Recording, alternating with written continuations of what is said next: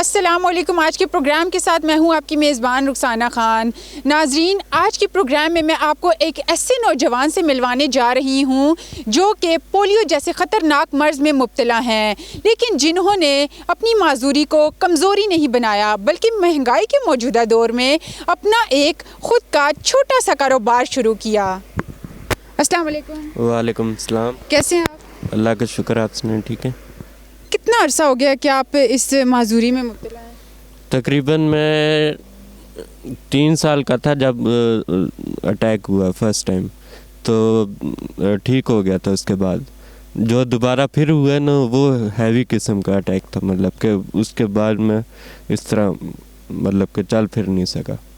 اس کے بعد میں ویل چیئر پہ بیٹھ گیا, پر پھر بھی میں نے ہمت نہیں ہاری. میں یہاں تک جو ہے نا کوشش کرتے کرتے میں نے پہنچ ہی گیا. میں اپنے ہمت کر کے میں نے اپنی یہ سامان لگایا. اس کے بعد جو ہے نا یہ چیزیں جو ہے سیل کرنا شروع کی. ماشاءاللہ آج میں اتنا کر لیتا ہوں کہ خود میں آتا ہوں اور خود میں جاتا ہوں. یہاں تک کہ میں سامان بھی کبھی کبھی خود ہی لے آتا ہوں, ٹھیک ہے. اور کوئی بھی اگر آ کے کہنا بھی آپ کی میں ہیلپ کر دوں, میں اس کو خود ہی منع کر دیتا ہوں, بھئی آپ اپنا کام کر لو, اور میں خود ہی لے جاتا ہوں. اتنا اللہ تعالیٰ نے. تو گھر میں کتنے بہن بھائی ہیں؟ بہن بھائی نہیں ہیں ماشاءاللہ سے, لیکن والدہ والد ہے. اللہ تعالیٰ ان کے صحت تندرستی زندگی کرے, ٹھیک ہے نا. تو ماشاءاللہ سے وہ ہے میری سپورٹ کرتے رہتے ہیں. مطلب تو گھر میں کوئی اور روزگار کمانے والا ہے یا صرف آپ ہی اکیلے؟ نہیں ہے تو صحیح, میرے والد بھی کرتے ہیں, وہ اپنا کرتے ہیں. میں مطلب کہ وہ مجھے سپورٹ کرتے رہتے ہیں. مطلب کہ اگر آپ کو کہتے ہیں نا اگر آپ کو کوئی چیز چاہیے تو وہ میں اگر ان سے کہوں تو وہ مجھے لا کے دے دیتے ہیں صرف, ٹھیک ہے نا. تو میں اپنا کام چلا رہا ہوں. تو کتنا عرصہ ہو گیا آپ نے یہ شروع کیا اور کیسا جا رہا ہے؟ یہ مجھے ہو گیا 3 سال ہو چکے ہیں یہ دکان لگائے ہوئے. تو ماشاءاللہ سے سیل بھی اچھی خاصی ہو جاتی ہے کبھی.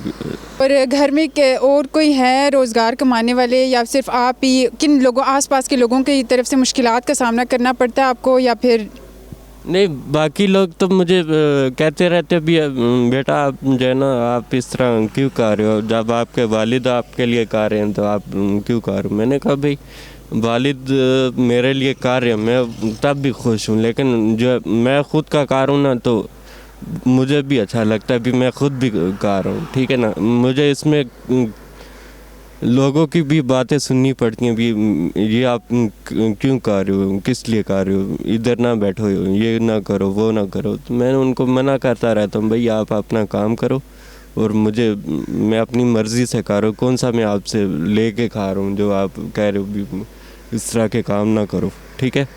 تو برائے مہربانی ان کو میں منع کرنا چاہتا ہوں بھی جو بھی مجھے کہتا ہے نا بھی آپ اس طرح نہ کرو, تو اس طرح میں جو ہے مجھے شوق نہیں ہے بھی دوسروں سے باتیں سننے کا. تو نوجوانوں کو کوئی پیغام دینا چاہیں آج کل کے؟ دیکھیں جی, نوجوان جو ہوتے ہیں نا وہ سڑکوں پہ بیٹھ کے جو ہے وہ کہتے ہیں جی ہمیں 10 روپے دے. میں اس طرح کا مائنڈ نہیں رکھتا, نہ میں خود شوق رکھتا ہوں بھی اس طرح ہونا چاہیے.